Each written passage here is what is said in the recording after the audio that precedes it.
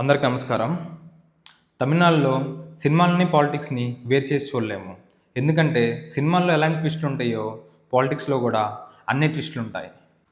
నేను ఎందుకని అలా అన్నానంటే ఈరోజు హీరో విజయ్ కాస్త సీఎం విజయ్ అవ్వాల్సింది. కానీ గవర్నర్ రెడ్ సిగ్నల్ వేయటం వల్ల అది కాస్త ఆగింది. ఈ ఆగటం పర్మనెంటా లేదంటే టెంపరరీ అనేది ఈ వీడియోలో మనం డిస్కస్ చేద్దాం. మనం ముందుగా గవర్నర్ ఎందుకని రెడ్ సిగ్నల్ వేశాడో మనం ఇప్పుడు చెప్పుకుందాం. ఎందుకంటే తమిళనాడులో గవర్నమెంట్ ఫామ్ చేయాలంటే మినిమం 118 సీట్లు అయితే వచ్చి ఉండాలి. కానీ అక్కడ సింగిల్ లార్జెస్ట్ పార్టీ అయిన టీవీకే పార్టీకి 108 సీట్లు అయితే వచ్చాయి. అందులో విజయ్ తిరుచూర్ ఈస్ట్ నుంచి రాజీనామా చేయటం వల్ల ఆయనకి మిగిలింది 107 సీట్లు మాత్రమే. గవర్నమెంట్ ఫామ్ చేయాలంటే ఆయనకి ఇప్పుడు 11 సీట్లు అయితే వచ్చి ఉండాలి. డీఎంకే పార్టీతో అలయన్స్లో ఉన్న కాంగ్రెస్ గాసిప్స్ని నిజం చేస్తూ నిన్న టీవీకే పార్టీకి అన్కండిషనల్గా సపోర్ట్ చేసింది. తమిళనాడులో కాంగ్రెస్ పార్టీకి ఆల్రెడీ 5 సీట్స్ అయితే ఉన్నాయి. ఎప్పుడైతే టీవీకే పార్టీతో అలయన్స్ పెట్టుకుందో ఆ సంఖ్య 112కి అయితే చేరింది. అప్పుడు గవర్నమెంట్ ఫామ్ చేయడం కోసం ఆ 112 మంది సంతకాలు తీసుకొని విజయ్ గవర్నర్ దగ్గర అప్రూవల్ కోసం వెళ్ళాడు. ఆ గవర్నర్ ఒకప్పుడు బీజేపీ పర్సన్ అవ్వటం వల్ల, అలాగే విజయ్ కాంగ్రెస్ పార్టీతో అలయన్స్ పెట్టుకోవడం వల్ల మ్యాజిక్ ఫిగర్ రాలేదని ఒక సాకు చూపించి అప్రూవల్ అయితే క్యాన్సిల్ చేశాడు. కాంగ్రెస్ పార్టీ ఎప్పుడైతే టీవీకే పార్టీతో అలయన్స్ అయిందో అప్పుడు తమిళనాడులో అన్ని ఈక్వేషన్స్ చేంజ్ అయిపోయాయి.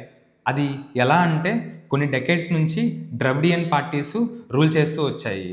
ఇప్పుడు వాళ్ళ అస్తిత్వాన్ని వాళ్ళు కాపాడుకోవడం కోసం డిఎంకే మరియు అన్నా డిఎంకే 2 పార్టీలు కలిసి గవర్నమెంట్ ఫామ్ చేసే ఆలోచనలు అయితే ఉన్నాయి. ఒకవేళ వీళ్ళిద్దరు కనుక అలయన్స్ ఫామ్ చేస్తే కాంగ్రెస్ మరియు బీజేపీ అవసరం లేకుండానే 120+ సీట్స్ ఈజీగా క్రాస్ చేస్తారు. అప్పుడు ఉమ్మడి శత్రువైన విజయ్ని సీఎం కాకుండా ఆపినట్టు ఉంటుంది, ద్రవిడియన్ మనుగడ కొనసాగుతున్నట్టు ఉంటుంది. అసలు అలా చేస్తే జనాలు ఒప్పుకుంటారా అంటే వాళ్ళ పని ఓటేయటం వరకే. ఓటేసిన తర్వాత క్యాల్కులేషన్స్ అనేవి పొలిటీషియన్స్ చూసుకుంటారు. కొన్ని దశాబ్దాల నుంచి డిఎంకే పార్టీ కాంగ్రెస్ పార్టీతో అలయన్స్లో ఉంది. కాంగ్రెస్ పార్టీ ఎప్పుడు ఎమ్మెల్యేని అడిగినా, ఎంపీలను అడిగినా, అలాగే రాజ్యసభలో ఎప్పుడు సపోర్ట్ చేయమన్నా బేషరతుగా సపోర్ట్ చేస్తూ వచ్చింది. కేవలం ఈ ఎలక్షన్లో డిఎంకే పార్టీకి తక్కువ సీట్లు రావటం, అలాగే టీవీకే పార్టీ మ్యాజిక్ ఫిగర్ దగ్గరలో ఉండటం వల్ల అన్ఎక్స్పెక్టెడ్గా డీవీకే పార్టీని కాదని టీవీకే పార్టీతో అలయన్స్లో ఉంది.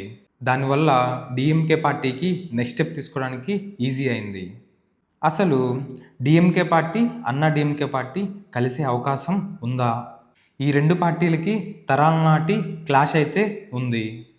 ఒకవేళ ఈ 2 పార్టీలు పొత్తు పెట్టుకుంటే కార్యకర్తల రియాక్షన్ ఎలా ఉందంటే, అసలు అనవసరంగా అన్నా డిఎంకేని మనం ఎందుకు బతికేయాలని డిఎంకే కార్యకర్తలు అంటున్నారు. ఇప్పుడున్న సిచ్యువేషన్లో విజయ్ గవర్నమెంట్ ఫామ్ చేయడం కొంచెం కష్టమే. ఎందుకంటే విజయ్ కాంగ్రెస్ పార్టీతో అలయన్స్లో ఉండటం వల్ల కేంద్రంలో అధికారంలో ఉన్న బీజేపీకి విజయ్ కాంగ్రెస్ పార్టీతో గవర్నమెంట్ ఫామ్ చేయటం అసలు ఇష్టం లేదు. అందుకని బీజేపీ పార్టీ డిఎంకే మరియు అన్నా డిఎంకేని ఆ 2 పార్టీలను కలిపే ప్రయత్నం స్టార్ట్ చేసింది. ఇప్పుడు తమిళనాడు పాలిటిక్స్ ఎలా చేంజ్ అయ్యాయంటే ఏ క్షణంలో ఏం జరుగుతుందో ఎవరూ ఎక్స్పెక్ట్ చేయలేకపోతున్నారు. 3 పార్టీలకి మ్యాజిక్ ఫిగర్ అయితే రాలేదు, కానీ ప్రాపర్గా అలయన్స్ ఫామ్ చేస్తే అధికారంలోకి వచ్చే అవకాశం అయితే 3 పార్టీలకి ఉంది. విజయ్ కనుక ప్రాపర్గా అలయన్స్ ఫామ్ చేసుకుంటే తమిళనాడు కొత్త చీఫ్ మినిస్టర్ అయ్యే అవకాశం బలంగా కనబడుతున్నాయి. విజయ్ చీఫ్ మినిస్టర్ అవ్వటం ద్రవిడియన్ పార్టీస్కి అసలు ఇష్టం లేదు. అందుకని చెరొక 2.5 years రూల్ చేద్దామని ప్లాన్ చేస్తున్నారు. డిఎంకే తరపున స్టాలిన్ ఓడిపోయాడు కదా, స్టాలిన్ సీఎం ఎలా అవుతాడు అని మీరు అనుకోవచ్చు. వన్స్ డిఎంకే అండ్ అన్నా డిఎంకే గవర్నమెంట్ ఫామ్ చేశాక విజయ్ ఆల్రెడీ తిరుచూర్ ఈస్ట్ నుంచి రిజైన్ చేశాడు కాబట్టి అక్కడున్న కాన్స్టిట్యున్సీకి బై ఎలక్షన్స్ అయితే వస్తాయి. ఆల్రెడీ గవర్నమెంట్ ఫామ్ చేశారు కాబట్టి డిఎంకే పార్టీకి అక్కడ నుంచి స్టాలిన్ పోటీ చేస్తే ఈజీగా గెలుస్తాడు. ఎందుకంటే అది ఆల్రెడీ డిఎంకే కంచుకోట కాబట్టి, అందులోనూ డిఎంకే పార్టీ అధికారంలో ఉంది కాబట్టి ఈజీగా స్టాలిన్ గెలిచే అవకాశం కనిపిస్తుంది. నేను ఒక విషయం మాత్రం చెప్పగలను, సినిమా అయితే క్లైమాక్స్కి వచ్చేసింది. ఈరోజు సాయంత్రం లేదా రేపు పొద్దున్న కల్లా తమిళనాడు కొత్త చీఫ్ మినిస్టర్ ఎవరో మీకు తెలిసిపోతుంది. ఈ వీడియో కనుక మీకు నచ్చినట్టయితే పక్కాగా సబ్స్క్రైబ్ చేసుకోండి. సబ్స్క్రైబే కాదు, బెల్ ఐకాన్ కూడా ఆన్లో పెట్టుకోండి.